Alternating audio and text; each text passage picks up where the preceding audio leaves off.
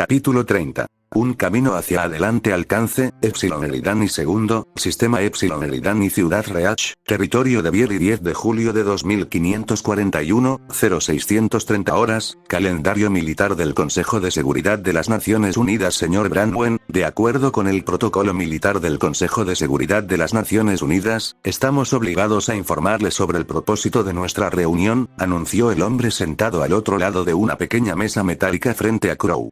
Al mismo tiempo, presionó un botón en una pequeña caja verde que descansaba en el centro de la mesa.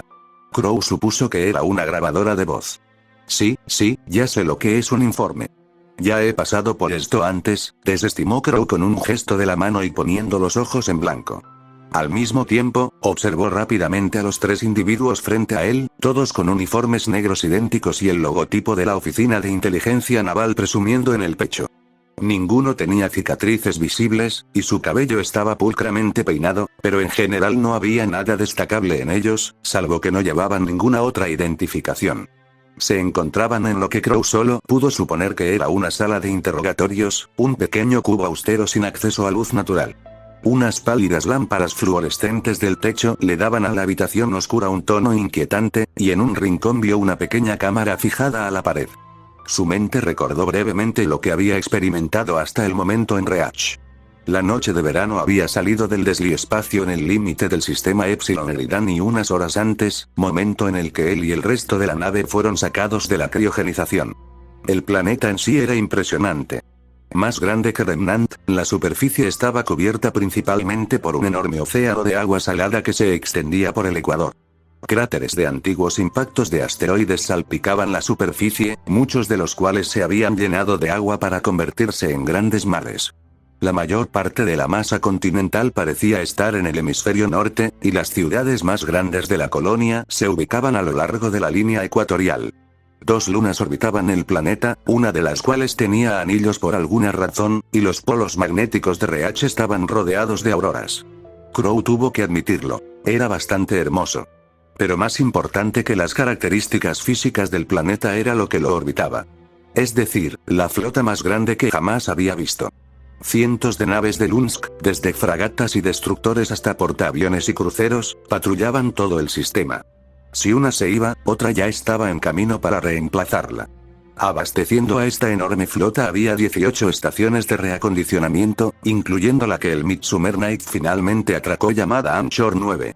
Además de las naves espaciales, también había miles de minas nucleares en todo el sistema, formando un campo minado estelar que el Midsommar Night pudo atravesar con seguridad. Junto a las estaciones de reacondicionamiento había alrededor de 20 plataformas de defensa orbital. Shakespeare las llamó la clase Air, cada una armada con un Super Mach, que era lo suficientemente poderoso como para atravesar por completo incluso los escudos y blindajes del Covenant más fuertes de un solo golpe. El único inconveniente era que los requisitos de energía eran tan grandes que tenía que ser transmitida desde los generadores terrestres mediante láser. Ya esperaba que Remnant pudiera conseguir algunas de esas, o al menos las estaciones más pequeñas de clase Monton, que aparentemente no necesitaban una fuente de energía terrestre a expensas de un cañón principal más pequeño, y deseaba que Peponi también tuviera algunas. Quizás entonces el destino del planeta habría sido diferente. En cualquier caso, no tuvo mucho tiempo para maravillarse ante las defensas del planeta antes de que él y todos los demás Unsmenactos fueran trasladados a la superficie, y los heridos a un hospital militar. Fueron llevados a un lugar llamado Torre Blanca en Ciudad Reach, que aparentemente era la base de operaciones de la UNSC en Reach, y que a su vez servía como punto de conexión para toda la infraestructura militar de la UNSC. Sinceramente, nombrar una ciudad de Reach como Ciudad Reach le pareció un poco inspirador a Crow. Pero, claro, la capital de Vale era Ciudad Vale. Lo mismo ocurría con todos los reinos de Remnant, así que probablemente no debería lanzar piedras. No dudamos de su experiencia personal en este asunto, respondió una de las oficiales de inteligencia, juntando los dedos, interrumpiendo los pensamientos de Crow y devolviéndolo al presente. Sea como sea, el protocolo debe cumplirse en momentos como este. El propósito de este informe, señor Brandwen, es que comprendamos exactamente qué sucedió en la colonia de Peponi, junto con el resto de la expedición que realizó en el UNSC Midsommar Night, comandada por el comandante Jacob Keyes, declaró el segundo hombre. Que conste en acta que la conducta personal del señor Branwen es incuestionable.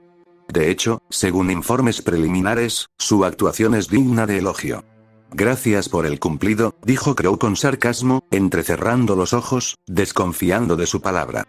Había sido cazador profesional durante muchos años, sirviendo directamente junto al profesor Ozpin y su círculo íntimo durante aún más tiempo, y le gustaba pensar que había aprendido a interpretar a la gente. En ese momento, estos oficiales de la ONI empezaban a adularlo. No sabía exactamente por qué. Aún así, se encogió de hombros y comenzó a explicar. No hay mucho que pueda decirte que no hayas escuchado ya. ¿Por dónde quieres que empiece? Desde el principio, por favor, respondió el primer hombre, y Crow asintió. Bueno, todo empezó en el desierto de Mistral.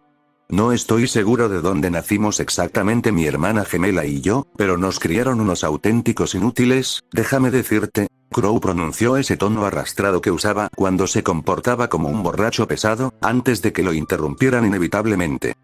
Señor Branwen, por favor, interrumpió la mujer con expresión de disgusto. Sabe que no nos referíamos a eso. Por favor, comience con los acontecimientos que llevaron directamente a esta expedición. ¿Por qué no lo dijiste?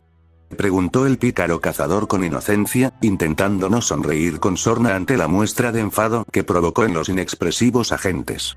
Nunca pudo evitar provocar a los tipos serios, que estos trajes sin duda lo eran incluso para los estándares militares.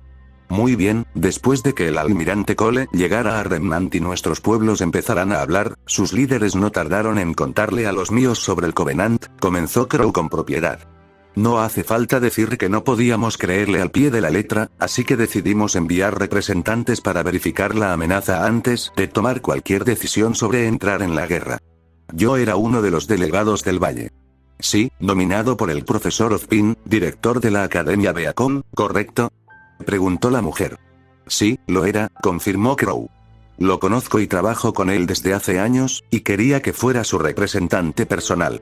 Ya veo, respondió el primer hombre mientras tecleaba algo en su blog de datos. ¿Y cuáles eran los parámetros exactos de la misión de la expedición? Ya lo sabes, señaló Crow. Se suponía que íbamos a visitar diferentes planetas invadidos por el Covenant. Planetas completamente cristalizados, otros menos, todo para confirmar la amenaza. ¿Quieres decir que no se suponía que debías enfrentarte al Covenant, correcto? El plan era que, si el Covenant aparecía, debíamos dar media vuelta y huir lo más rápido posible. Como pueden ver, las cosas no salieron así. Eso parece, asintió la mujer secamente. Empezando por la inclusión de las llamadas cazadoras felices. Se involucraron en la misión por iniciativa propia, ¿verdad? Crow asintió y respondió. Sí, lo hicieron. No sé cómo se enteraron, pero se escondieron en el Pelican de Azeops. Casi les disparan por ello también. Técnicamente, Mai Marigold recibió un disparo del comandante Keyes casi instantáneamente, lo que en realidad impresionó a Crow ya que ni siquiera él notó su presencia hasta después de que Keyes apretó el gatillo, pero pensó que los entrevistadores entendieron lo que quería decir. Robin Hill y sus cazadoras felices eran polizones ilegales en la noche de San Juan, y el comandante Keyes habría estado en su derecho de ejecutarlas o encarcelarlas. En cambio, las dejó libres. ¿Es correcto? Crow entrecerró los ojos al comprender a dónde se dirigían los oficiales de la ONI. Luego dijo, sí, se les permitió quedarse. Pero durante toda la misión estuvieron bajo arresto. No podían caminar ni 1,5 metros en la nave sin un guardia armado vigilándolos. Yo no lo llamaría vagar libremente. Aún representa un riesgo de seguridad innecesario por parte del comandante Keyes, que refleja un patrón que surgió durante la misión. Si había alguna duda en la mente de Crow sobre lo que querían, ya se había disipado. Su misión de verificar la amenaza del Covenant no había salido según lo planeado. Claro, todos comprendían perfectamente que, le gustara o no a Remnant, estaban en guerra contra la hegemonía alienígena. Y sus acciones salvaron la vida de miles de millones, incluyendo a Remnant. Pero hubo numerosas ocasiones en las que todos a bordo de la nave casi murieron. La escaramuza en Kembalum. La evacuación de Viraj. Y, por supuesto, la batalla de Peponi, la última de las cuales resultó en la muerte de 3 cazadores, heridas graves a 1/4 y un severo trauma mental a 1/5 del que tal vez nunca se recuperaría del todo. La expedición casi fue un completo fracaso, y ahora el UNSC intentaba culpar al comandante Keyes. No si él tenía algo que decir al respecto. Puede que a Crow no le gustaran los militares en general, pero le gustaba Keyes. Era un buen hombre, alguien que no merecía ser un chivo expiatorio. El comandante Keyes tuvo una mala racha y la aprovechó al máximo. Te sugiero que lo recuerdes, declaró Crow, sin molestarse en disimular el tono cortante de su voz. Claro que lo haré, y se lo informaré a mi gente. Si bien al principio me opuse a la decisión del comandante Keyes de permitir que Robin Hill y su equipo subieran a bordo, explicó Cloverby a los 3 oficiales de la ONI que lo interrogaban en una sala privada, no solo demostraron ser una gran ventaja contra las fuerzas del Covenant en Kenbalun y Pepoli, sino que también pude comprender la lógica detrás de ello. ¿Y cuál sería esa lógica, señor Evie? Preguntó con insistencia la oficial jefe, una joven de piel morena.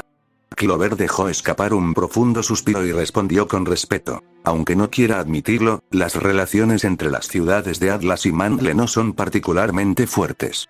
No lo han sido desde que mi reino trasladó su capital de Mandle a Atlas, llevándose consigo todo el poder económico y político que Mandle una vez tuvo y dejándolo solo con las migajas. En más de un sentido, le recordó al comandante Keyes los problemas que asolaban las colonias interiores y exteriores antes del inicio de la insurrección. Esperaba que, al incluir a Robin y su equipo, se fomentaran relaciones más sólidas entre Lunsk y Mandle, a la vez que se reducía el riesgo de que el creciente conflicto entre Atlas y Mandle estallara como lo hizo la insurrección. ¿De verdad cree usted que un conflicto armado así podría ocurrir algún día? Clover se detuvo un momento a pensar y luego respondió. Antes de esto, era algo que ni siquiera habría contemplado. Después de lo que vi en Viraj, ya no puedo garantizar que no suceda. Señora Kam, debo recordarle que su conducta durante la misión no está en duda, intentó decir uno de los entrevistadores, pero Siena simplemente gruñó y lo interrumpió. Sí, pero el del comandante Keyes sí lo es. No hagas como si no entendiera lo que intentas hacer. No soy estúpida, declaró Siena. Ninguno de nosotros insinuó eso en absoluto, respondió el segundo, y ni siquiera se inmutó cuando Siena se volvió hacia él. No me importa lo que intentaras insinuar, no lo toleraré, declaró Siena. ¿Fue Robin un idiota por colarse a bordo? Sí, por supuesto. ¿Debería el comandante Keyes haber reconocido la trampa en Kenbalun? Podría decirse que sí. Pero lo que ocurrió en Viraj, y sobre todo en Pepoli, no fue culpa suya en absoluto.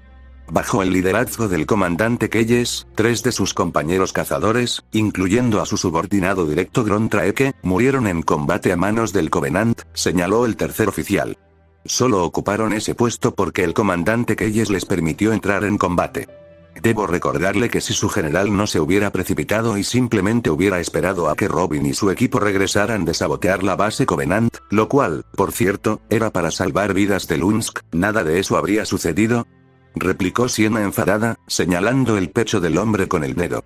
Habríamos estado en la nave y abandonando el sistema para cuando el ejército de Lunsk comenzó su asalto. Pero, en cambio, el general Armani decidió precipitarse, lo que nos obligó a actuar. ¿Dónde está ese hijo de puta?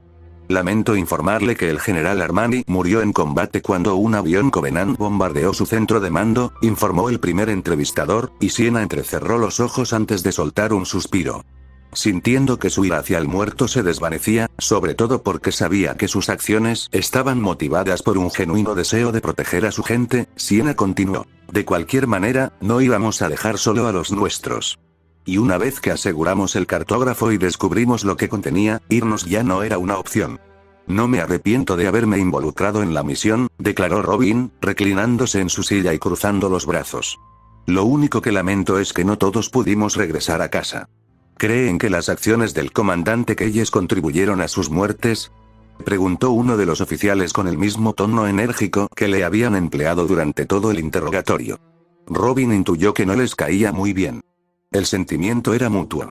Robin respiró hondo por la nariz y luego declaró: el comandante Keyes tenía todo el derecho a echarme de su nave, a encerrarme en una celda y a tirar la llave, pero no lo hizo.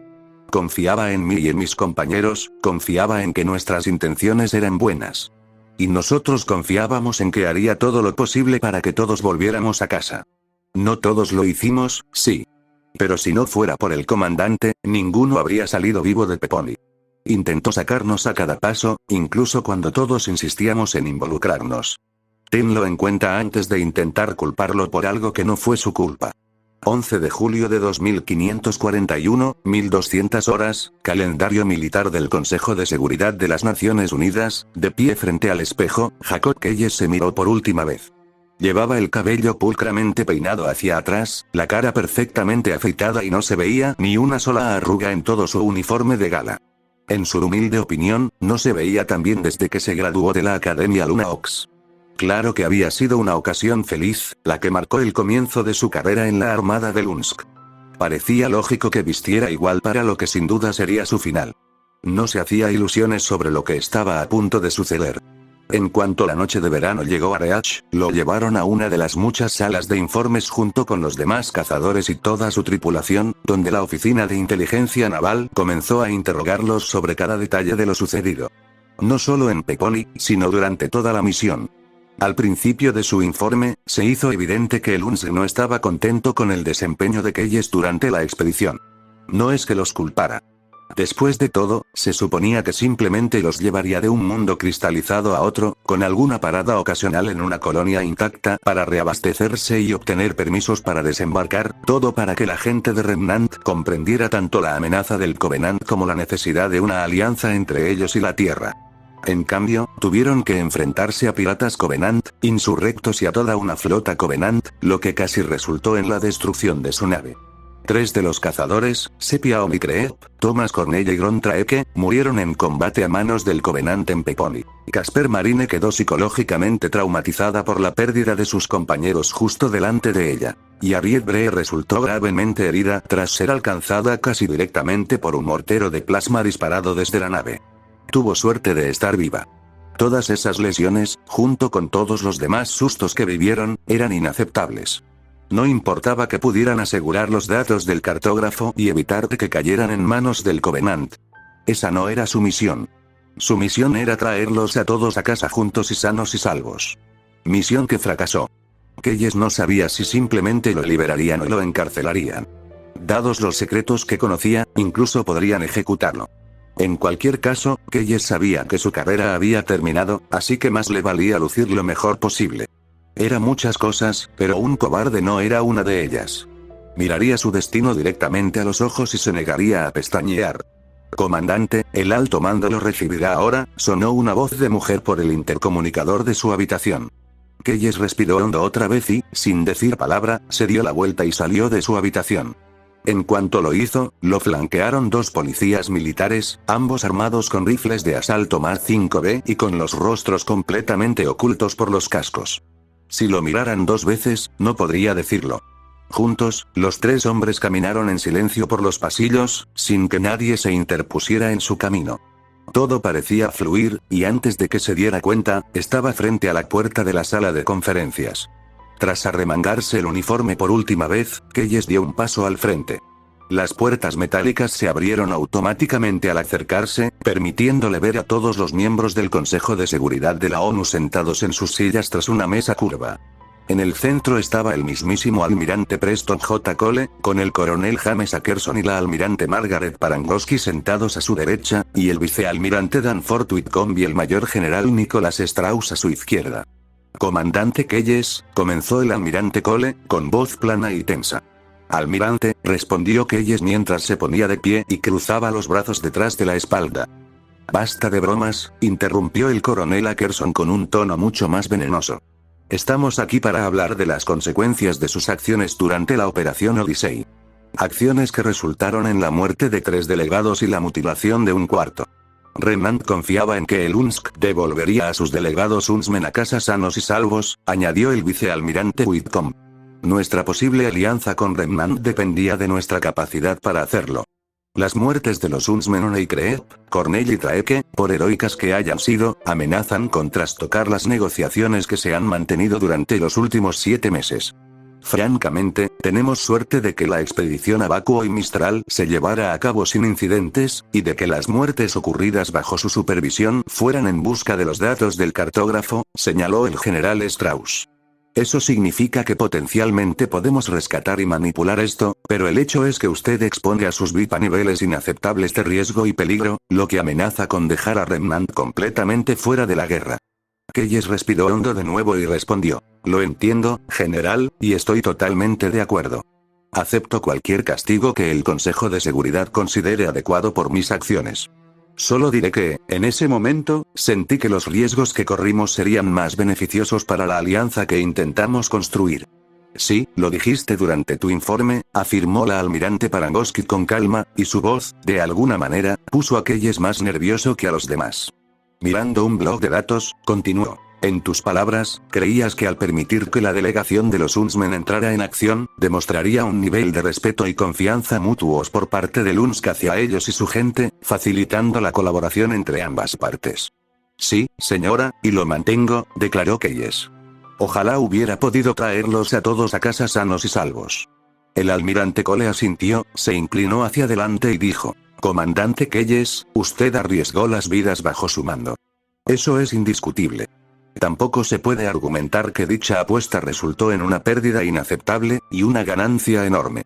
Keyes quedó algo desconcertado por la declaración del almirante Cole, pero guardó silencio y continuó. Sí, 3 Huntsmen murieron y un cuarto resultó herido debido a su decisión de permitirles entrar en combate y luchar contra el Covenant, lo cual contravenía explícitamente los parámetros de la misión y después de haber sido advertidos de no hacerlo. Pero este consejo conoce las circunstancias atenuantes detrás de dichas muertes. Un Tresil admitió sin reservas que actuó a sus espaldas en su misión de exploración que descubrió la fortaleza Covenant excavando el cartógrafo, confirmó el almirante Parangoski. Los demás también corroboraron los informes de que las acciones precipitadas del general Armani impidieron su extracción segura, obligando a la noche de verano a realizar una recuperación en el campo de batalla. Al mencionar el nombre del general, Keyes no pudo evitar fruncir el ceño. Más que nadie, culpaba al general por ponerlos en esa situación. Si hubiera esperado unos minutos más, Casper Marine podría haber teletransportado a Robin y a los demás de vuelta, y se habrían ido y estarían fuera de peligro mucho antes de que llegaran los refuerzos del Covenant. Si no hubiera muerto en combate, probablemente habría intentado aniquilarlo, sin importarle su rango. Ackerson suspiró, sacudiendo la cabeza y añadió: aunque sigo desaprobando completamente su razonamiento, comandante, incluso yo admito que no fue del todo culpa suya. Y también entiendo su decisión de permitir que los cazadores permanecieran en el campo de batalla tras descubrirse que el cartógrafo tenía la ubicación de Remnant. En lo que a mí y al resto de este consejo respecta, una vez descubierto ese descubrimiento, la Operación Odyssey se convirtió en una operación conjunta de Lunsk y Remnant para recuperar o destruir esos datos a toda costa. Una operación que usted y sus hombres lograron, declaró el almirante Whitcomb, con el rostro aún inexpresivo, pero con un dejo de orgullo en la voz. El cartógrafo fue completamente destruido, y la extracción de sus datos se detuvo por la destrucción de la fragata furtiva Covenant a manos de los ases de operaciones atlesianos y la Fuerza de Tareas 141, quienes solo se elogiaron mutuamente. Nuestros IA no pudieron recuperarlo todo, pero la Oficina de Inteligencia Naval ya está revisando lo recuperado y reuniendo equipos de xenoarqueología, informó la almirante Parangoski, inclinándose hacia adelante. Y lo que es más importante, la destrucción del cartógrafo evitó lo que habría sido la brecha de seguridad más grave del protocolo Cole desde el comienzo de la guerra. Merece solo elogios por ello, comandante. Keyes asintió con la cabeza hacia el comandante en jefe de la Oficina de Inteligencia Naval mientras se erguía y luego dijo: gracias, señora, pero eso aún no excusa las bajas que sufrimos. No, no lo es, asintió el almirante Cole, incorporándose en su silla. Lo que nos lleva a nuestra decisión final. Tras informar a toda la tripulación del Midsummer Night y a los delegados de los Huntsmen, además de revisar los registros de la misión, queda relevado del mando del Midsummer Night con efecto inmediato. Será reasignado como enlace de la Armada con Remnant, puesto que asumirá a su regreso al planeta. Aunque Keyes esperaba con toda certeza perder el mando en la noche de verano, ser reasignado a Remnant como enlace de la Armada no estaba en sus planes. Parpadeando un par de veces, preguntó: señor, no entiendo. ¿Un enlace? Sí. Al parecer, has causado una gran impresión entre los cazadores, confirmó el general Strauss. Les caíste bien y así se lo dijeron a sus oficiales de interrogatorio. Algunos con más sarcasmo que otros. El Consejo de Seguridad ha decidido aprovecharlo. Ayudarás a coordinar esfuerzos entre el Consejo de Seguridad de las Naciones Unidas y Remnant para abordar la seguridad del planeta, además de contribuir a que sus fuerzas militares estén a la altura de las nuestras. Keyes ya tenía una idea de quiénes eran esos individuos más pintorescos, y le costó mucho contener una sonrisa. En cambio, se concentró en lo que significaba su reasignación. Si bien a simple vista parecía algo positivo, Keyes llevaba suficiente tiempo en la marina como para reconocerlo. Al reasignarlo del Midsummer Night al Remnant, lo estaban dejando prácticamente en tierra, lejos del frente, donde no podía estropear nada más. Su carrera, aunque no estaba muerta, estaba ciertamente estancada, y seguiría así hasta que el UNSC considerara oportuno devolverlo al mando de una nave. Cuando sucedería eso, si es que ocurría, era algo que desconocía por completo. Una parte de él sentía indignación por verse relegado a un rol no combatiente, pero el resto lo reconocía como una bendición. Era el mejor resultado que podía pedir, y sería un tonto si no lo aceptaba. Asintiendo con la cabeza a los miembros del consejo, Keyes declaró: «Gracias, general. Acepto humildemente. No es que tenga muchas opciones». «¿Era esto un juicio militar?», señaló el coronel Ackerson, y luego lo despidió con un gesto. «Puede retirarse, comandante». Keyes asintió al coronel y luego saludó a los miembros del alto mando. Girando sobre sus talones, Keyes se dio la vuelta y se alejó rápidamente, negándose a mirar atrás a los hombres y mujeres que seguían concentrados en él. Tan pronto como el comandante Keyes salió de la sala de conferencias y las puertas se cerraron, el coronel Ackerson se giró hacia los demás y dijo: «Sigo pensando que deberíamos haberlo dado de baja. Es un inconformista, y convertirlo en enlace con Remnant es una receta para el desastre. Como ha dejado claro en numerosas ocasiones, coronel. Pero lo cierto es que el comandante Keyes es un recurso demasiado valioso como para desperdiciarlo», respondió el almirante Cole. «Estoy seguro de que seguirá siendo capaz de servirnos eficazmente. Además, tengo la impresión de que, fuera de Atlas, el resto de Remnant no querrá trabajar con un comandante militar tradicional», señaló el general Strauss, y luego suspiró. «Hablando de eso, las negociaciones parecen ir bien, pero ya estoy notando áreas de preocupación». «¿Y eso sería?», preguntó el almirante Whitcomb frente al jefe del ejército de Lunsk. Dada la importancia de lidiar con la amenaza de los Grimm en la superficie del planeta, el general Strauss y el ejército habían estado liderando las negociaciones de seguridad junto con los diplomáticos del UEG, así que, aparte del almirante Parandowski, él sabía más que nadie sobre la situación en Remnant. «Empecemos por lo positivo», comenzó Strauss. «No preveo muchos problemas con Atlas y Vale, aparte de las fricciones diplomáticas habituales, sobre todo con Vale, y las antiguas divisiones raciales y de clase de Atlas. En general, sus sociedades son, con diferencia, las más similares a la nuestra. Si bien solo Atlas cuenta con un ejército permanente y adecuado, Vale cuenta con la infraestructura económica y política para movilizarse rápidamente con nuestra ayuda. Ahora mismo, el mayor obstáculo será simplemente equiparar sus ejércitos con los nuestros. Vale cuenta con una sólida estructura de milicia sobre la que construir, mientras que Atlas tiene un ejército más completo, pero las observaciones preliminares indican que están utilizando tácticas obsoletas para nuestros estándares. Son buenas para combatir a los Grimm y a las organizaciones criminales, pero serán masacrados por el Covenant si las usan. No parece muy difícil», admitió Cole. «¿Qué hay de Mistral y Vacuo?». «En resumen, ambos son un desastre por razones completamente distintas», confirmó Strauss. «Vacuo no tiene un gobierno reconocido con el que negociar y coordinarse. Su gente parece casi ofendida por la idea de un gobierno centralizado. Lo más parecido que tienen es la Academia Shade, y esta no controla mucho más allá de la propia ciudad Vacuo. En lugar de una sola entidad, tenemos que negociar con cientos de tribus y comunidades distintas, cada una con sus propias demandas y necesidades. Por no mencionar que los propios vacuoanos son, por naturaleza, hostiles a los extranjeros que se abalanzan sobre ellos y les dicen qué hacer. Al parecer, tienen un amargo historial de explotación. Por lo tanto, las negociaciones están resultando difíciles. Es como intentar arrear un montón de gatos». «Ya veo, ¿qué hay de Mistral?», preguntó Whitcomb, y Strauss hizo una mueca. «Todo el aparato gubernamental y de seguridad de Mistral es quizás uno de los más corruptos e ineficientes que he visto», declaró Strauss, y luego corrigió. «Bueno, no, si eso fuera cierto, no habrían podido sobrevivir tanto tiempo en un planeta tan mortífero, y sin duda he visto cosas peores por parte de la dirección de CMA. Pero el ejemplo más cercano que me viene a la mente es la Federación Rusa tras el colapso de la Unión Soviética a finales del siglo XX y principios del XXI en la Tierra. Poseen el mayor territorio de todos los reinos de Remnant, pero cuanto más se alejan de la capital del reino, más anárquica se vuelve la situación. Los clanes de bandidos aún campan a sus anchas por gran parte del continente de Anima, y eso sin contar a los Grimm. Y, por supuesto, está la situación de los faunos, añadió Strauss. La discriminación contra los faunos es rampante en Mistral, y muchos de sus líderes se oponen vehementemente a que el Consejo de Seguridad de las Naciones Unidas siga contactando con Menagerie. Mistral es, por mucho, el reino más racista contra los faunos en Remnant. Me da pena el profesor Lloreard, que a menudo tiene que lidiar con eso solo.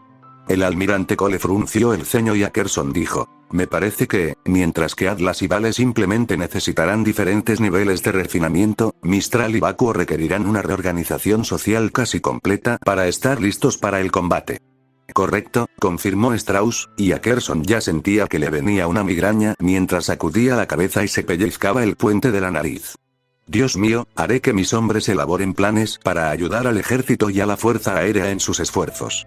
Francamente, todo sería mucho más fácil si Remnant solo tuviera una sola fuerza de defensa con la que coordinarse en lugar de 4 separadas, admitió Ackerson, aunque sabía que esa no era una opción viable por ahora. En el fondo, el oficial de la ONI también reconoció la oportunidad que esto le brindaba. La Oficina de Inteligencia Naval había estado buscando maneras de integrar mejor la economía y el gobierno de Remnant con la Wegielunsk. Si bien Remnant era independiente, y Ackerson estaba comprometido con el funcionamiento de la alianza a pesar de sus argumentos previos, él y la ONI se negaron a permitir que Remnant se convirtiera en un modelo para los movimientos insurrectos activos en Gao, Venecia y otros mundos que aún lidiaban con ellos. Si jugaban bien sus cartas, reconstruir los ejércitos y las sociedades de Vacuo y Mistral podría contribuir en gran medida a lograr ese objetivo. Pero ese era un proyecto a largo plazo. Ahora mismo, tenían que centrarse en revertir la guerra que estaban perdiendo. Una guerra por su derecho a simplemente existir. Negando con la cabeza, Ackerson preguntó: en cuanto al desempeño de los cazadores, ¿estoy en lo cierto al decir que fueron multiplicadores de fuerza altamente efectivos contra el Covenant?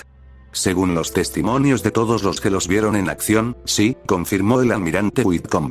Las comparaciones con los Spartans son acertadas. Aunque es bueno escuchar eso, también es un problema, señaló Ackerson, lo que hizo que Whitcomb levantara una ceja. ¿Cómo? Los Spartan han sido, hasta ahora, la herramienta más efectiva que hemos utilizado contra el Covenant. Enviarles más supersoldados solo puede ser positivo. No lo debato. Mi preocupación, almirante, es que si bien los Spartans son leales exclusivamente a Lunsk, no se puede decir lo mismo de los Huntsmen, declaró Ackerson. Son leales a Remnant ante todo. No podemos confiar en Remnant para producir todos los supersoldados que necesitamos, ni deberíamos hacerlo. ¿Qué sugieres?, preguntó Parangosky, y Ackerson se preparó para lo que estaba a punto de decir.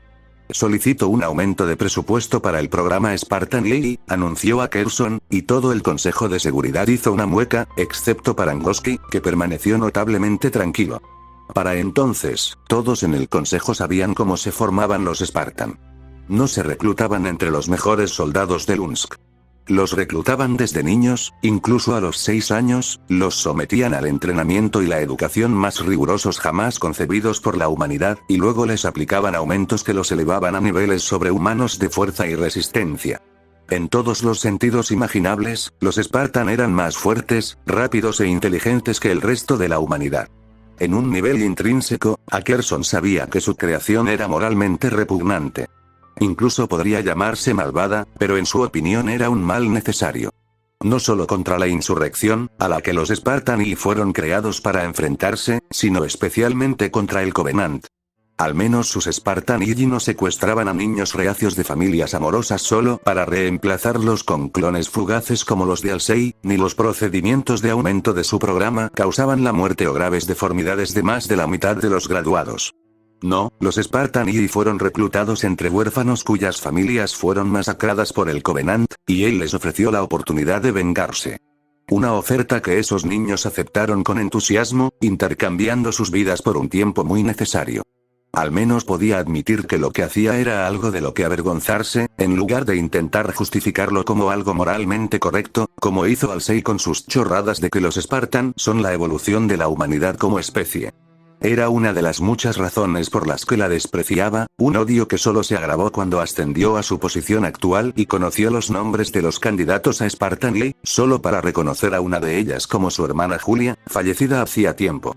Durante años, creyó que simplemente había muerto de una extraña enfermedad poco después de su 6º cumpleaños, pero ese era solo el clon Flash que Halsey dejó en su lugar tras secuestrar a Julia.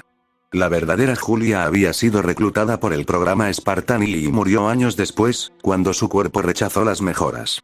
Descubrir el destino de su hermana transformó la antipatía de Ackerson hacia Halsey de celos profesionales a puro odio personal, y lo inspiró a crear los Spartan y Cole frunció el ceño, trayendo a Ackerson de vuelta al presente, y luego preguntó, ¿cuánto? La compañía Beta está en camino de finalizar su entrenamiento en 2545, respondió Ackerson. Para igualar el ritmo de producción de Remnant, necesito los fondos para producir 3 más simultáneamente. Son 900 Spartan y, señaló el almirante Cole. Puedo garantizar que todos servirán plenamente a Lunsk. No podemos garantizar lo mismo para los cazadores de Remnant, declaró Ackerson, y Cole suspiró. Que Dios nos ayude, murmuró. Luego negó con la cabeza y respondió, no puedo garantizar nada ahora mismo. Los recursos son escasos y no podemos permitirnos formar otra compañía de Spartan y más allá de la ya planeada compañía Gamma. Esperemos a ver cómo se desarrolla nuestra alianza con Remnant, luego revisaremos tu solicitud de presupuesto. Por supuesto, almirante, respondió Ackerson, ya que ya había supuesto que esa sería la respuesta. Simplemente quería dejarlo sobre la mesa. También existía otra posibilidad, gracias al descubrimiento de Remnant, que estaba tramando, que resolvería el problema de la lealtad dividida. Una posibilidad que podría fácilmente escindirse o integrarse en el programa Spartan pero quería recopilar más información antes de comprometerse.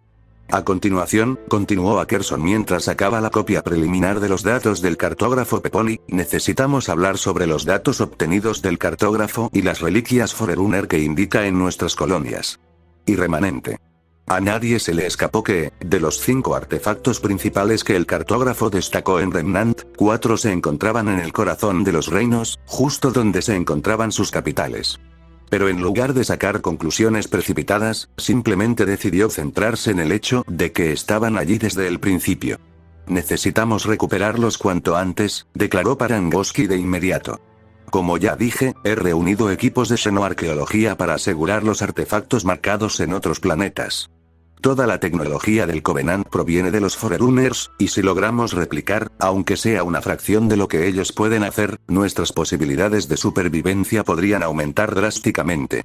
Exactamente lo que pienso, coincidió Ackerson, y luego se preparó para otra sugerencia despiadada, aunque, en su opinión, necesaria, antes de añadir. Los datos también nos presentan una oportunidad perfecta para la seguridad. ¿Y eso es? Preguntó el almirante Cole, y Ackerson lo miró fijamente a los ojos.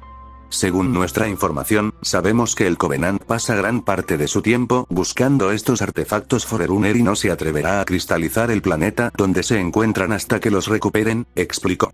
Vimos esto en Peponi. No cristalizaron la colonia hasta después de la destrucción del cartógrafo. También tienen la capacidad de encontrar estos artefactos independientemente de nuestros intentos de aplicar el protocolo Cole. Docenas de nuestras colonias fueron descubiertas accidentalmente por naves del Covenant que simplemente intentaban encontrar reliquias Forerunner. Puede que les hayamos impedido obtener los datos del cartógrafo de Peponi por ahora, pero eventualmente encontrarán esos mundos. Lo único que hicimos fue dificultarles las cosas. Sea como sea, sabemos exactamente a dónde van, y si sabemos a dónde van, podemos prepararnos, terminó Cole su declaración, y Ackerson asintió. Exactamente. Sugiero que reprioricemos la distribución de nuestras defensas en los mundos que contienen artefactos Forerunner. Despliegues de flotas, construcción de OTP, guarniciones del ejército. Convertir cada uno de esos mundos en una fortaleza, o en la mayor parte posible. Así, cuando llegue el Covenant, será mucho más sangriento de lo que anticipan. Mientras Parangoski, Strauss y Cole intercambiaban miradas, Whitcomb frunció el ceño y señaló. No estoy del todo de acuerdo con su evaluación de la situación, coronel. Basándome en mi propio análisis, diría que esos mundos están condenados. En lugar de intentar defenderlos inútilmente, deberíamos centrarnos en evacuar a sus habitantes y trasladarnos a mundos sin estas reliquias. Usted aboga por invertir todo nuestro ejército en emboscadas para eliminar al máximo número posible del Covenant antes de que estos mundos fortaleza, como los llamó, sean inevitablemente destruidos uno a uno. Si aún pudiéramos derrotar al Covenant de forma convencional, eso podría funcionar. Pero me temo que lo único que lograríamos sería comprometernos a agotar la mayor parte de nuestro poder militar. E incluso si hiciéramos lo que sugiere, estaríamos abandonando a su suerte a docenas de colonias. Sí, respondió Ackerson de inmediato, pero no lo estamos haciendo ya. Durante toda esta guerra, nos hemos visto obligados a elegir qué mundos salvar y cuáles abandonar. Al menos ahora tenemos una mejor idea de nuestras opciones, y con suerte, el Covenant no encontrará esos mundos. Si lo hace, caerá sin duda. Pero al obligar al Covenant a centrar cada vez más su atención en estas fortalezas, los ralentizaremos y nos dará el tiempo que necesitamos desesperadamente. Mientras Whitcomb miraba con el ceño fruncido al oficial de la ONI, los demás miembros del Consejo de Seguridad intercambiaron miradas. Todos sabían que aceptar la propuesta de Ackerson significaba tirar millones a la basura. Pero a cambio, potencialmente ahorrarían miles de millones. Era un cálculo brutal, uno que Ackerson sabía que lo condenaría si realmente existiera el infierno. Pero era uno que haría sin pensarlo dos veces, porque ante la extinción, cualquier alternativa era preferible. Tras unos instantes, el almirante Cole respondió estoicamente: antes de sacar conclusiones, esperemos a ver cómo se desarrolla nuestra alianza con Remnant. Si sale tan bien como esperamos, podríamos lograr ambas cosas: evacuar a sus habitantes y convertir esos mundos en fortalezas. Pero aún es demasiado pronto para definir una estrategia única. Por supuesto, almirante, respondió Ackerson. Luego él y el resto del IRCOM volvieron a discutir qué hacer en el futuro inmediato. Parque Chakova, 11 de julio, 13:45 horas, calendario militar de Lunsk. Sentado en un banco del parque, Crow observaba el paso ocioso de decenas de civiles. Algunos paseaban a sus perros. Otros conversaban con amigos, esposos y esposas, o jugaban con niños. En el centro del parque había un anfiteatro donde una joven tocaba el violín con gran maestría, mientras decenas de espectadores escuchaban en silencio. En lo alto, no había ni una sola nube en el cielo, un pintoresco tono azul interrumpido solo por alguna nave de desembarco o nave espacial civil que llegaba o salía del puerto espacial. Un destructor de la UNSC también flotaba sobre sus cabezas, recordando constantemente la presencia de la UNSC junto a la Torre Blanca, el corazón y el edificio más alto de toda la ciudad. Pero los edificios y la gran presencia militar no eran lo más llamativo de lo que veía en ese banco del parque. Era la tranquilidad que reinaba en todo. La gente seguía con sus vidas, aparentemente sin miedo a la pena capital. La guerra humano-covenant era como si no hubiera existido para ellos. No sabía si era intencional, algún objetivo de la propaganda de la ONI para apaciguar a la población, o si era consecuencia de lo bien defendido que estaba Reach en comparación con cualquier otro mundo humano. Probablemente era una mezcla de ambas cosas. Crow no sabía muy bien cómo sentirse al respecto, pero debía admitir que era un cambio de ritmo agradable. Después de pasar meses en compañía de la muerte, ver que la vida continuaba sin interrupciones era placentero. No iba a romper eso, así que se conformaba con simplemente verlos partir. No sabía cuánto tiempo llevaba sentado en ese banco. En un momento dado, tuvo algo de comida y agua, pero hacía tiempo que se habían agotado. Ni siquiera recordaba si se lo había comido o si algún pájaro o perro se lo había arrebatado. Conociendo su suerte, probablemente fue esto último, aunque en ese momento no le importaba. Solo quería relajarse, y con los dioses como testigos, iba a hacerlo. ¿Trabajando duro o apenas trabajando? Una voz áspera y reconocible rompió el silencio, lo que hizo que Crow girara la cabeza hacia un lado, donde vio al sargento Johnson, vestido únicamente con su gorra característica, una camisa verde oscura de manga corta con la insignia del cuerpo de marines orgullosamente en la cara, y un pantalón azul oscuro a juego. En sus manos tenía 2 botellas de cerveza, una de las cuales le ofrecía a Crow. Tomando la bebida alcohólica que le ofrecían, Crow asintió con la cabeza a Johnson antes de destaparla con el pulgar y llevarse la botella a los labios. La levantó, dio un trago satisfecho y exhaló un suspiro de satisfacción justo cuando Johnson se sentó a su lado. ¿Sabes? Después de pasar todo ese tiempo intentando evitar que bebiera, me sorprende que me estés dando uno a plena luz del día, señaló Crow mientras Johnson bebía de su botella a su lado. Sí, bueno, después de lo que acabamos de pasar, pensé que ambos necesitábamos un trago, respondió Johnson. Crow pensó que tenía razón, tomó otro trago y dijo: aunque lo aprecio, ¿no podrías haber elegido una mejor marca? Esto es prácticamente agua. Lamento decir que los recortes presupuestarios nos afectan a todos, Branwen, respondió Johnson con sarcasmo, lo que hizo que Crow resoplara a su pesar. Johnson sonrió al obtener la reacción esperada, y luego él también giró la cabeza para mirar a la gente que pasaba por el parque. Los dos permanecieron sentados en silencio unos instantes, contentos de beber sus cervezas lentamente mientras observaban a la gente. Finalmente, Crow preguntó en voz baja: ¿qué va a pasar? Bueno, a diferencia de Oni, no tengo ojos ni oídos en todas partes, bromeó Johnson antes de adoptar una expresión más seria, pero Daré me ha mantenido informado. No la he visto desde que llegamos al planeta, señaló Crow. Yo tampoco, pero esta mañana recibí un mensaje de ella después de nuestras audiencias, y otro hace poco. Johnson hizo una pausa, tomó otro trago de cerveza y continuó. Técnicamente, no decía que era de Daré, y a simple vista parecía un anuncio spam. Pero, si lees entre líneas, puedes entender lo que realmente dice. Crow no pudo evitar reírse y responder. Suena como Oni, según lo que he visto. No tienes ni idea, asintió Johnson. En fin, como era de esperar, los altos mandos estaban, digamos, poco entusiasmados con lo sucedido. Ya lo había descubierto mientras sufría el informe de ayer. Yo también, pero siempre es bueno tener una confirmación. En cualquier caso, el comandante Keyes ha sido relevado del mando durante la noche de verano.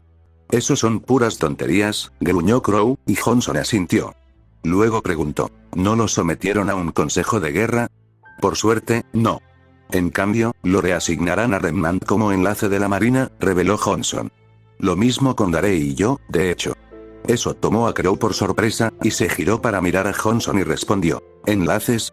¿Quieres decir que te quedarás en Remnant? Bueno, sospecho que la buena teniente encontrará la manera de escapar de su destacamento de castigo mucho antes que yo, el comandante, como la buena espía de la ONI que es, pero sí, aclaró Johnson. Aparentemente, aunque a los peces gordos no les gustó el peligro al que los pusimos a ti y a los demás, nos ofrecimos como voluntarios para un peligro, interrumpió Crow, y Johnson asintió mientras le hacía un gesto de despedida y continuaba sin impedimentos. Se dieron cuenta de que parecíamos haber forjado una buena relación con ustedes, los cazadores. Esperan aprovecharse de eso. Mi trabajo será ayudarlos a mejorar sus fuerzas armadas. Parece que nos veremos mucho más de lo que pensábamos. Johnson dio otro trago a su botella de cerveza, pero Crow permaneció inmóvil, mirándolo. Después de un momento, Crow preguntó: ¿por qué estás aquí, Johnson? Porque parecías un cachorrito perdido, respondió Johnson de inmediato. Un cachorrito perdido, cubierto de tierra, mugre y quién sabe qué más. Pensé que te vendría bien una mano. Una vez más, Crow resopló divertido y luego aclaró: ¿sabes a qué me refería? Éramos más de una docena en esa nave, y podrías haber pasado tiempo con cualquiera de ellos. Pero, en cambio, te concentraste en mí. ¿Por qué? Johnson dio otro trago y respondió: ¿cuántas veces tengo que decírtelo? Les prometí a 2 niñas que te traería a casa sana y salva. Cuando prometo algo, lo cumplo. No te hizo daño que intentaras estar sola. No podía permitirlo, y como el objetivo de esta misión era hacer amigos, pensé que mejor mataría a 2 pájaros de un tiro. Crow supuso que tenía razón. Luego se giró para mirar al frente, terminó el resto de su cerveza y dijo: bueno, Avery, supongo que los amigos se dan cervezas de mala calidad de vez en cuando. Esta vez Avery se rió y respondió: así es, Crow. Así es. Centro Médico Reach City, 15 de julio de 2541, 0715 horas, calendario militar del Consejo de Seguridad de las Naciones Unidas. Hacía mucho tiempo que no estaba en una habitación de hospital, pensó Cloverby. No desde que desbloqueó su semblanza, tras lo cual nunca sufrió heridas tan graves como para justificar un viaje. Ninguna herida que recibiera era tan grave que su aura o sus primeros auxilios no pudieran controlarla. Pero las heridas de Harriet Bree eran mucho más graves, e incluso después de todo el trabajo que hizo el UNSC para salvarle la vida, verla inconsciente en la cama del hospital lo hacía sentir impotente. El resto de los ACOPS estaban con él, con Vine mirando tranquilamente por la ventana, observando los pájaros y los aviones que pasaban, mientras Elm estaba sentada a su lado, sin apartar la vista del cuerpo de Harriet. Señores, señora, no necesitan esperar en la habitación con la señora Bree, les dijo el cirujano jefe, un hombre calvo de mediana edad llamado Dr. Tibor, mientras se ajustaba las gafas. Prometemos avisarles si hay algún cambio. Si bien agradecemos su consideración, doctor, me temo que debemos declinar, respondió inmediatamente Vine por el resto del equipo antes de que Clover pudiera hacerlo. El Dr. Tibor asintió con la cabeza y respondió: entiendo. Como puede imaginar, aquí atendemos a muchos pacientes militares. Por favor, si necesita algo, háganoslo saber. Estaremos encantados de atenderle. Gracias, doctor, respondió Clover, recordando brevemente los innumerables pacientes que había visto durante su estancia en el hospital, esperando a que Harriet terminara sus operaciones y despertara.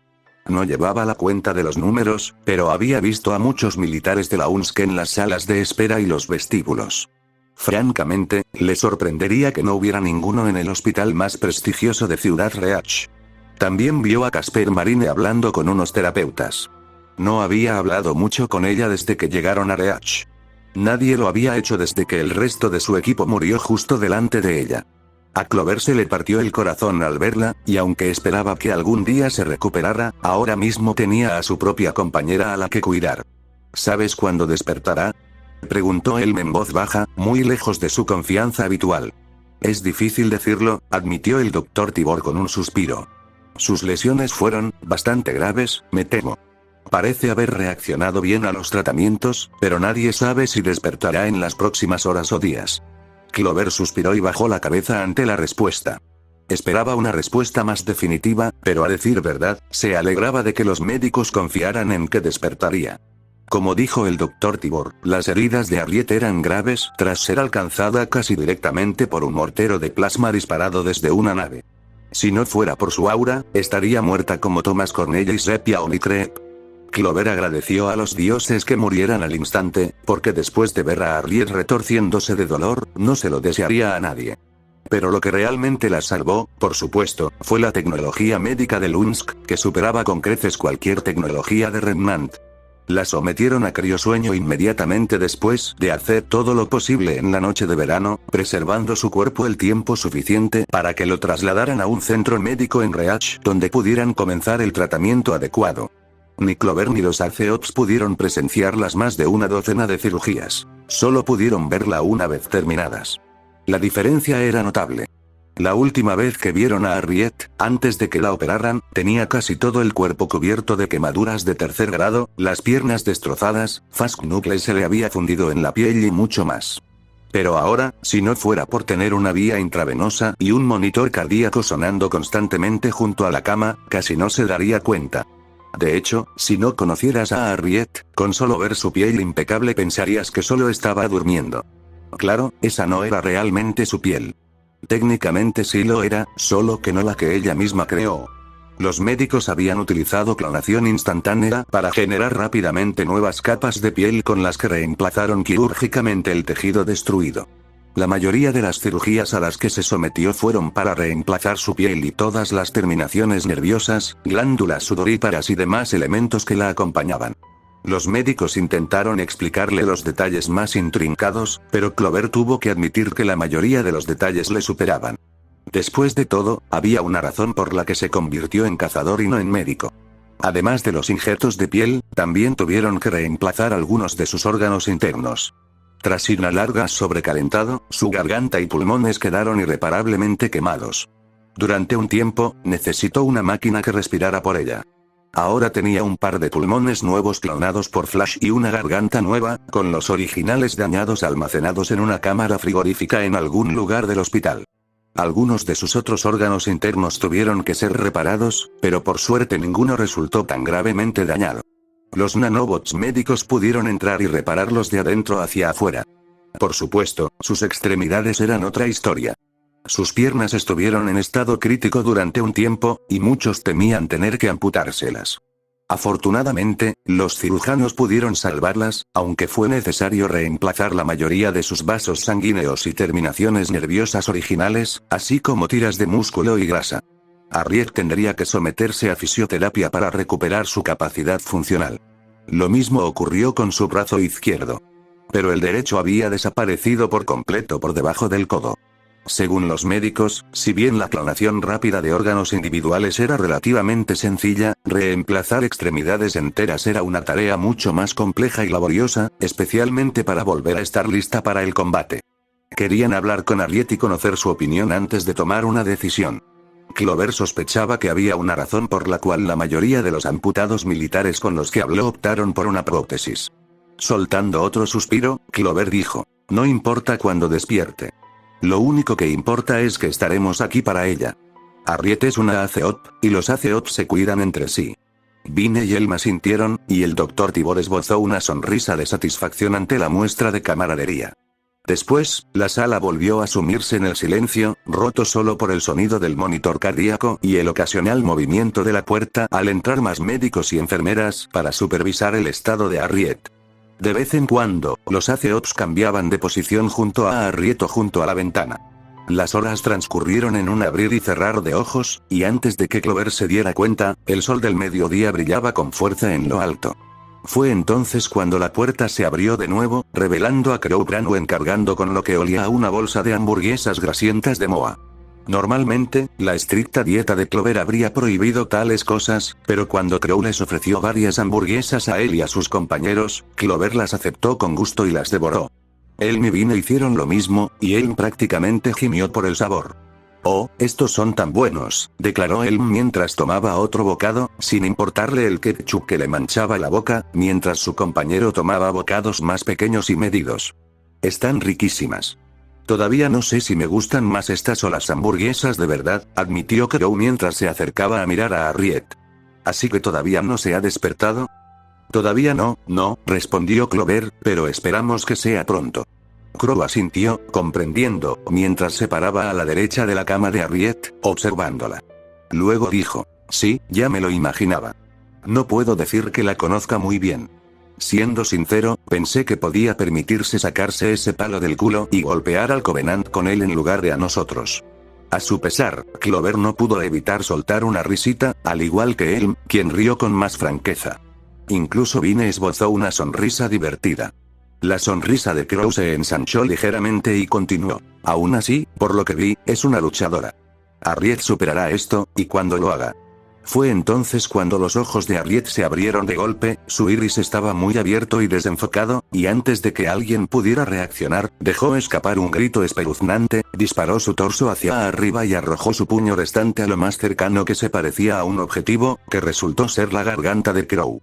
«¡Ay!», graznó Crow de dolor al tambalearse hacia atrás y dejar caer su comida, agarrándose la tráquea herida y luchando visiblemente por mantenerse en pie. Lo tomó tan desprevenido que ni siquiera tuvo tiempo de activar su aura. Sin embargo, Clover y los ACOPs reaccionaron de inmediato y corrieron hacia Harriet, que seguía gritando y forcejeando, tratando de sujetarla para que no se lastimara a sí misma ni a nadie más. «Que venga el Dr. Tibor, ahora mismo», ordenó Vine a la enfermera asustada mientras usaba su semblante para sujetarle las extremidades con seguridad. «Harriet. Tranquila. Soy yo, Elm. Estás a salvo». Elm intentó calmar a Harriet, quien estaba en medio de lo que solo podía ser un ataque de pánico. Pronto, la sala se llenó con media docena de médicos y enfermeras, todos luchando por calmar a Harriet mientras algunos atendían a Crow, que se recuperaba. El esfuerzo pareció eterno, pero pronto las pupilas de Harriet se contrajeron, su respiración se estabilizó y sus convulsiones cesaron. Todavía respirando con dificultad y cubierta de sudor, Harriet giró la cabeza aturdida para observar a todos y preguntó con voz ronca, ¿Dónde estoy? ¿Qué ha pasado?» Clover suspiró aliviada y luego respondió, «Estás en un hospital en Reach. Estás a salvo». Harriet miró a su líder con expresión confundida antes de preguntar, «¿Hospital? ¿Por qué estoy en un hospital?» Preocupada, Clover miró al Dr. Tibor, quien susurró, «La pérdida de memoria a corto plazo es normal después de un evento traumático. Lo mejor es convencerla con delicadeza». Clover asintió, entendiendo, luego miró a Harriet y respondió con calma, «Harriet, tuviste un accidente. Uno muy grave. Los médicos te salvaron». Harriet seguía confundida, sin entender en absoluto lo que su líder intentaba decirle. Entonces, ella y los demás oyeron a Crow murmurar en voz baja mientras se masajeaba la garganta, «Maldita sea, ¿no podrías haberme golpeado con el otro?». Mientras los demás miraban a Crow, quien reconoció claramente su error incluso cuando metía la pata, Harriet abrió mucho los ojos. Recorrió su hombro y brazo derechos, deteniéndose en el muñón que era su codo. Nadie dijo una palabra ni respiró mientras esperaban la respuesta de Harriet, quien simplemente permaneció sentada en silencio, observando los restos de su brazo derecho durante varios momentos de silencio y tensión. Finalmente, con mucha calma, dijo, «Oh». Los recuerdos volvieron lentamente para Harriet, e incluso ahora muchos eran borrosos. Por lo que ella sabía, en un momento corría hacia Thomas y Sepia. Al siguiente, estaba en una habitación de hospital en otro planeta, rodeada tanto por su equipo como por personas que no reconocía. Después de eso, todo pareció transcurrir como un rayo. Sus compañeros de equipo y Crow, a quien aparentemente golpeó en la garganta al despertar, fueron llevados lejos, dejándola en compañía de médicos terranos que insistieron en que se sometiera a una amplia variedad de pruebas médicas, tanto físicas como mentales. Querían asegurarse de que no se les escapara nada en las docenas de cirugías a las que aparentemente tuvo que someterse para salvar su vida. Lo más irritante era que necesitaba una silla de ruedas solo para desplazarse, como si fuera una inválida. Algo sobre cómo sus piernas necesitaban tiempo para recuperarse adecuadamente de la destrozada. Solo después de varias horas finalmente cedieron, permitiendo que Harriet viera los restos de sus antiguos pulmones, garganta y otros órganos que habían reemplazado. Los médicos no habían querido mostrárselos todavía, pero Harriet era muy testaruda. Pero incluso ella tuvo que admitir que ver sus pulmones fuera de su cuerpo y a sí misma en un espejo con la piel intacta era una sensación extraña. La gente en Remnant siempre hablaba de tener una experiencia extracorpórea, y ella dudaba que se refirieran a algo así. Pero tenía cosas mucho más importantes de las que preocuparse, y mientras estaba sentada en su cama de hospital, todavía con su bata puesta, se volvió hacia su líder y le preguntó: «Entonces, ¿qué pasa ahora?» «Esperaremos a que te mejores, luego nos vamos a casa, a Remnant», respondió Clover.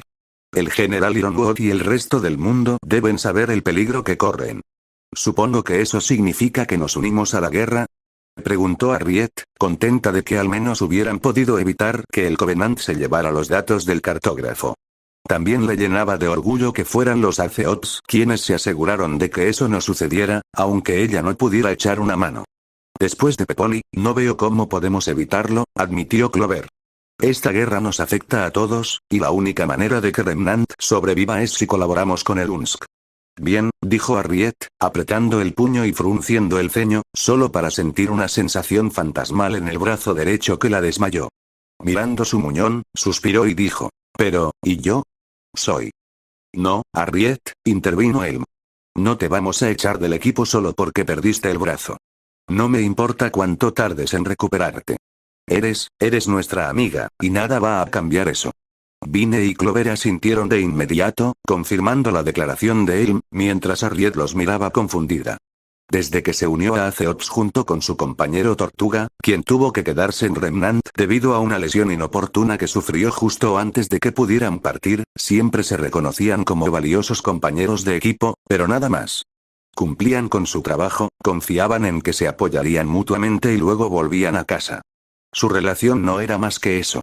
Así que oír a Elm declarar abiertamente que eran amigos fue un cambio notable en esa dinámica. El primer instinto de Harriet fue negar el vínculo, obstinadamente mantener a sus compañeros a distancia. Pero, después de todo lo que acababan de pasar juntos, descubrió que simplemente ya no quería hacerlo. En cambio, simplemente sonrió con aprecio y asintió en señal de aceptación. Supuso que la idea de tener amigos como compañeros de equipo no era mala. «Ya que estamos hablando de eso, señora interrumpió el Dr. Tibor, captando toda la atención de Harriet mientras activaba una pantalla de pared, quería hablar sobre su brazo. «¿Sí, qué pasa?», preguntó Harriet, levantando una ceja e intentando cruzar los brazos, pero se detuvo al recordar que ya no podía hacerlo. «Ahora mismo, nos encontramos en una encrucijada, y tienes dos opciones», le dijo el Dr. Tibor a la cazadora herida, presionando el dedo contra su panel de datos, que mostró el esquema de una prótesis en la pantalla grande. «La primera es que la UNSC te equipe con una prótesis artificial. Necesitaremos un implante neural para que puedas controlarla correctamente, y no tendrá la misma fuerza ni capacidad que tu brazo natural, pero será bastante similar y la fisioterapia necesaria solo durará unas semanas». Harriet asintió, pues ya había previsto esa opción. Esperaba que canalizar su aura compensara la mayoría de los problemas de fuerza que de otro modo tendría una prótesis de ese tipo. El especialista, que se recuperaba, preguntó entonces: «¿Cuál es la segunda opción?». El Dr. Tibor presionó otro botón en su panel de datos, lo que cambió la pantalla a una maqueta de un brazo, mostrando la piel, los músculos, el hueso y todo lo demás.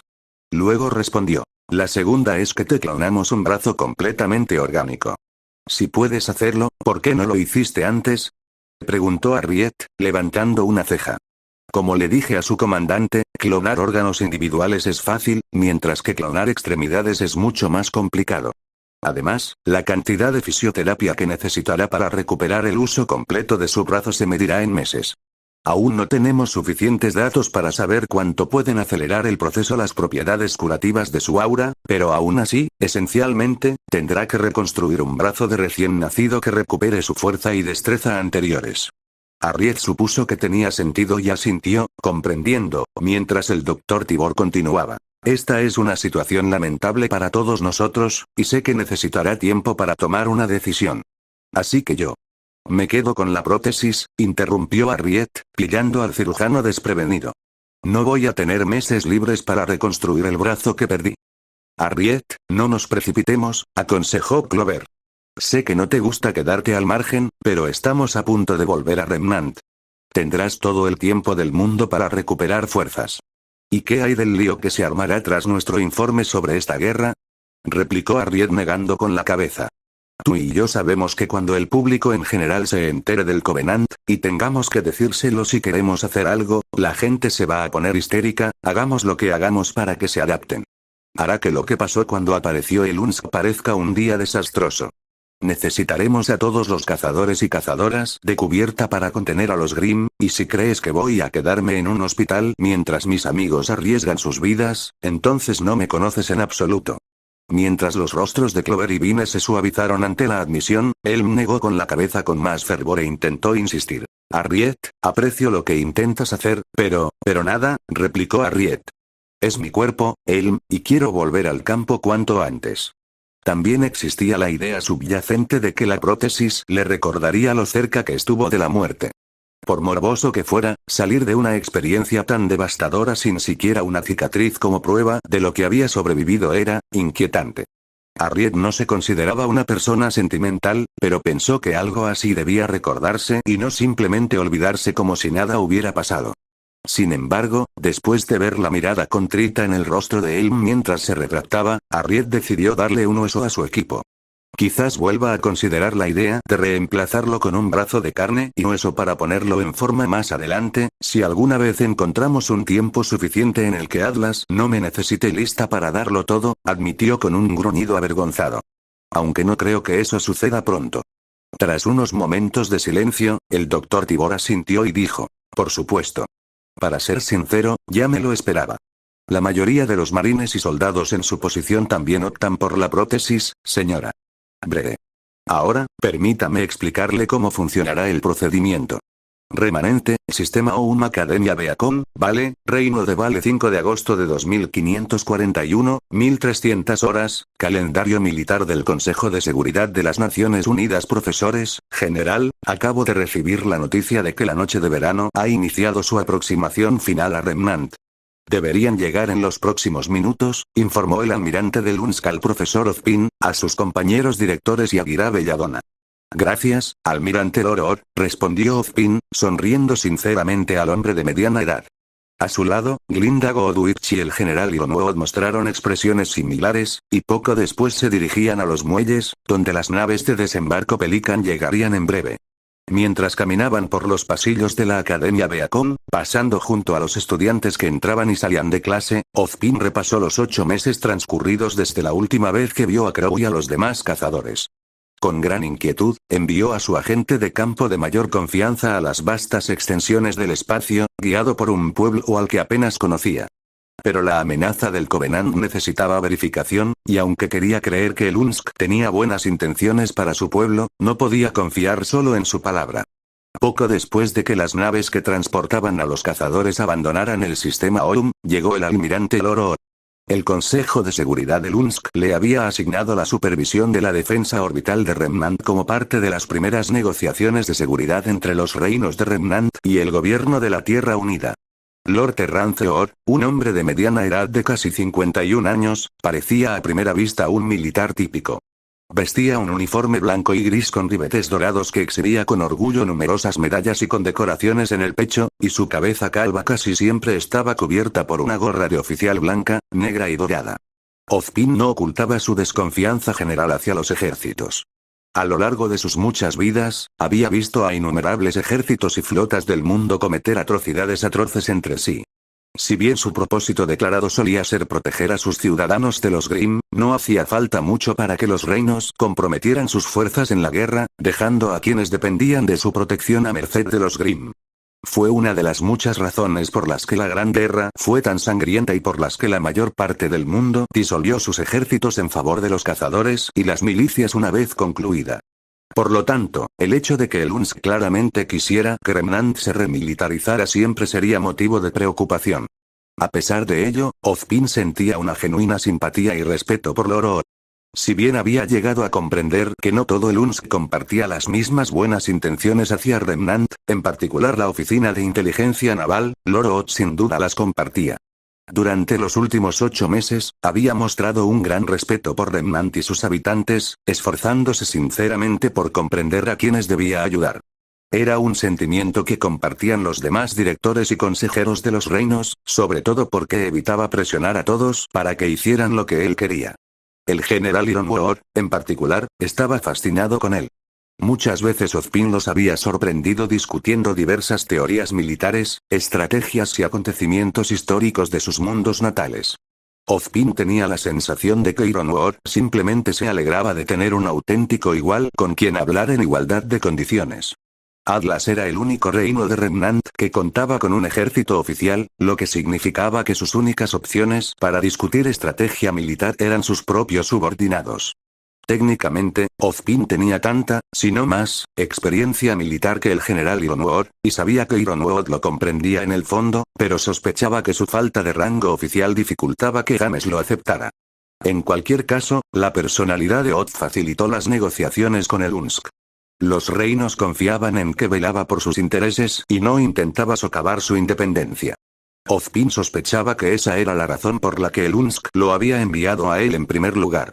Se esforzaban por consolidar esta alianza, así que dar lo mejor de sí era lógico. Además, Lord Ood ocupaba un puesto muy alto en la cadena de mando. Al parecer, era el siguiente en la línea de sucesión para ser jefe de operaciones navales si algo le sucedía al vicealmirante Cole. El hecho de que un individuo tan importante ocupara un lugar central en las negociaciones de seguridad de Remnant demostraba a los reinos la seriedad con la que el UEG y el UNSC las tomaban. Las negociaciones seguían en curso, pero ya habían dado frutos. Una pequeña flota compuesta por unas 6 naves, incluyendo 3 naves de apoyo clase Phoenix, 2 fragatas pesadas clase Paris y su buque insignia, un crucero ligero clase Alcyon llamado Unsdown Underhaven, había estado proporcionando apoyo orbital contra diversas incursiones de los Grimm en todo el mundo. Hasta el momento, los reinos se habían negado a permitir el bombardeo orbital directo con Mako misiles, pero el despliegue orbital de marines y Ocht permitió una respuesta rápida en cualquier lugar cuando era necesario. Miles de vidas se habían salvado gracias al acuerdo, que le brindó al UNSC una gran buena voluntad. Por supuesto, aún había puntos de fricción. Aparte de Atlas, ningún reino estaba particularmente entusiasmado con el deseo del UNSC de remilitarizarlos a una escala nunca vista. Tampoco les entusiasmaba permitir que el UNSC estableciera bases militares permanentes desde las que desplegar sus fuerzas. Incluso Atlas tenía problemas con eso. Lo único que podían hacer era transportar tropas y blindados ligeros desde y hacia tierra mediante naves de desembarco Pelican y Albatros. Los demás consejeros habían sido informados sobre el pacto, por supuesto, pero al igual que Ozpin y los demás directores, esperaban confirmación antes de tomar decisiones. Confirmación que se estaba dando. La nave que transportaba a la delegación de Vacuo y Mistral había llegado la semana anterior, trayendo consigo relatos de lo que habían visto y experimentado. Su misión se había desarrollado según lo previsto, ya que su nave los transportaba de un mundo cristalizado a otro, con alguna parada ocasional en una colonia terrana para reabastecerse. Las pruebas que aportaron eran inquietantes, tanto sus recuerdos personales como las imágenes y la evidencia física.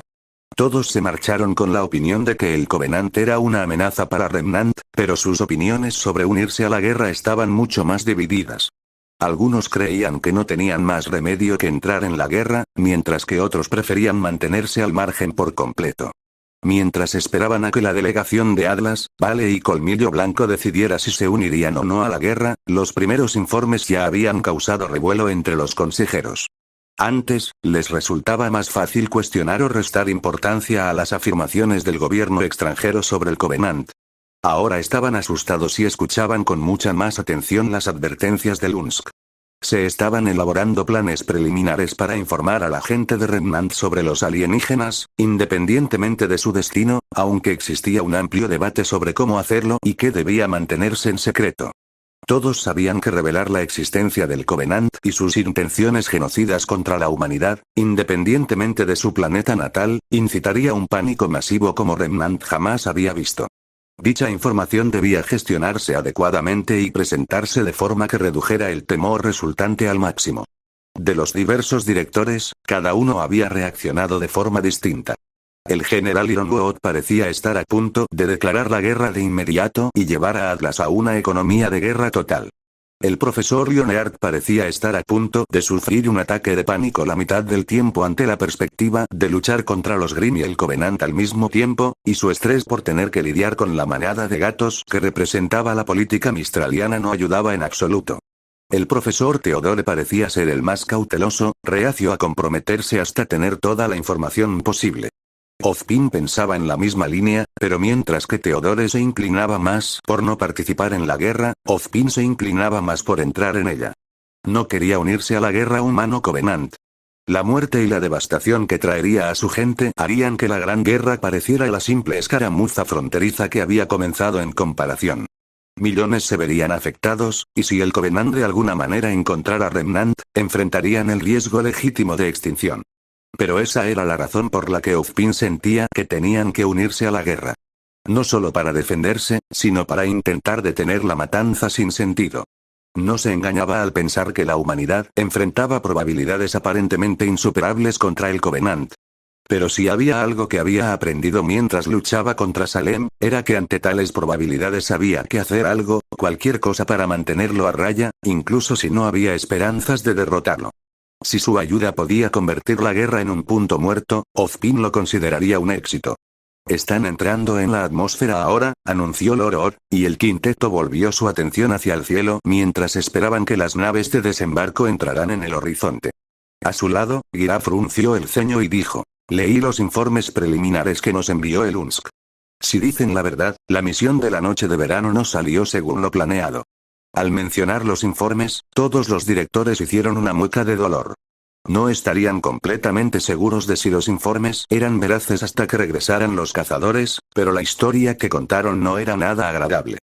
Casi desde el principio, su misión había sufrido un revés tras otro. La inclusión inesperada de Robin y las cazadoras felices había ofendido especialmente a Ironwood en aquel momento, sobre todo por la decisión del comandante Keyes de dejarlas quedarse por temor a que Atlas y Mandle cayeran en un conflicto civil al estilo de la insurrección. Ozpin aplaudió en privado el razonamiento del comandante, pero eso no significaba que no pudiera comprender cómo Ironwood, quien había llegado a trabajar con la UNSC con el mayor entusiasmo de todos, muy lejos de sus temores y desconfianza iniciales, lo considerara un desaire personal. Pero a diferencia de la nave que transportaba a los delegados de Vacuo y Mistral, cuyo incidente más peligroso fue un simple intento de asalto, una idea realmente divertida con cazadores disfrazados como víctimas, la noche de verano se vio envuelta en combate en 3 ocasiones distintas, una tras otra. Según el informe, que enfureció a los consejeros al empezar a leerlo, primero cayeron en una trampa de piratas del Covenant en la colonia exterior de Kembalum, acristalada, al responder a una señal de socorro. Luego, al tener que ir a Viraj, el mundo de la colonia interior, para reparaciones, se vieron envueltos en una acción militar de UNSC contra los insurrectos locales. Varios de ellos casi murieron en los primeros ataques terroristas, pero una parte de Ozpin se enorgullecía de que los cazadores les hubieran prestado primeros auxilios cruciales antes de ser retirados y dejar que el UNSC se ocupara de sus propios asuntos internos. Entonces, justo cuando la insurrección era sofocada, el Covenant encontró a Viraj, y tuvieron que huir del planeta, ya que los invasores lo estaban cristalizando ante sus propios ojos. Al parecer, los delegados ya habían visto suficiente, y el plan era regresar a casa tras una breve parada en la cercana colonia de Peponi para abastecerse de combustible. Sin embargo, descubrieron que el Covenant ya estaba en el planeta, y una misión de campo imprudente por parte de ambos bandos llevó a los cazadores a enfrentarse directamente al Covenant a propósito. Como resultado de la batalla de Peponi, como la describió el informe, 3 de los cazadores murieron en combate. Dos de los delegados del valle fueron abatidos por un mortero de plasma, por suerte ninguno de ellos era Crow, y uno por el colmillo blanco tras intentar rendirse. La muerte de Gron afectó especialmente a Gira, aunque Ozpin presentía que no le gustaba mucho. Había admitido previamente que no quería que Gron se fuera con Siena, pues sentía que su personalidad era demasiado brusca. Pero eso, desde luego, no significaba que mereciera semejante destino. Esas no fueron las únicas bajas. El otro delegado superviviente de Vale, Casper Marine, aparentemente había entrado en una profunda depresión y se le había diagnosticado trastorno de estrés postraumático tras ver morir a sus compañeros ante sus ojos. Médicos y terapeutas de Lunsk habían intentado tratarla, sin mucho éxito. También estaba Harriet Bre, quien intentó salvarles la vida y casi la pierde en el intento. Resultó gravemente herida por el bombardeo de plasma, y aunque el Lunsk pudo salvarle la vida, no regresaría a casa sana y salva. Pero más impactante que las bajas fue el motivo por el que ocurrieron. Intentaban impedir que el Covenant se llevara los datos de algo llamado cartógrafo, que contenía la ubicación de los mundos cercanos con artefactos Forerunner. Entre las docenas de mundos expuestos, para su horror, estaba Remnant. Si bien lograron obtener la información gracias a su valentía y suerte, la suerte les salvó la vida. Una parte de Ozpin quería creer que el Consejo de Seguridad de las Naciones Unidas mentía sobre los detalles exactos, exagerándolos con la esperanza de involucrarlos en la guerra. Creía desesperadamente que era cierto, porque de lo contrario, sus posibilidades de supervivencia eran peores que sus imaginaciones más cínicas. Pero el resto decidió esperar y escuchar al propio Crow. Si bien su desconfianza hacia el Consejo de Seguridad de las Naciones Unidas había aumentado en los últimos meses, su confianza en Crow era absoluta. Finalmente, el quinteto comenzó a ver un punto emerger en el horizonte. El punto se agrandó rápidamente, revelando un único Pelican que se dirigía directamente hacia ellos. Al acercarse, pudieron oír el rugido de sus motores, que se convirtió en un zumbido al reducir la velocidad de descenso para aterrizar. Los pilotos giraron la nave al aterrizar, colocando las puertas de la bodega de tropas frente a ellos para facilitar el despegue.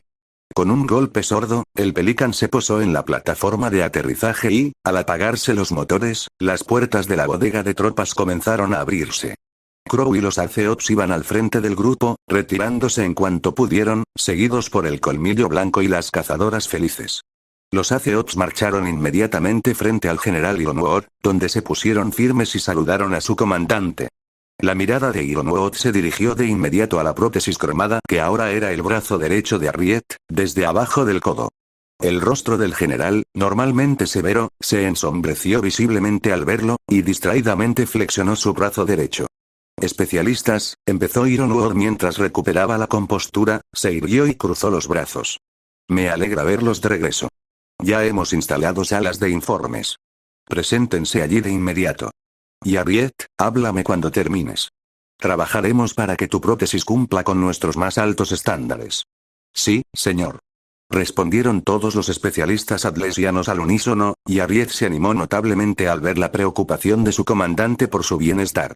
Luego marcharon hacia la Academia Beacon, guiados por Lorood, a quien se unieron Casper, las cazadoras felices y el colmillo blanco.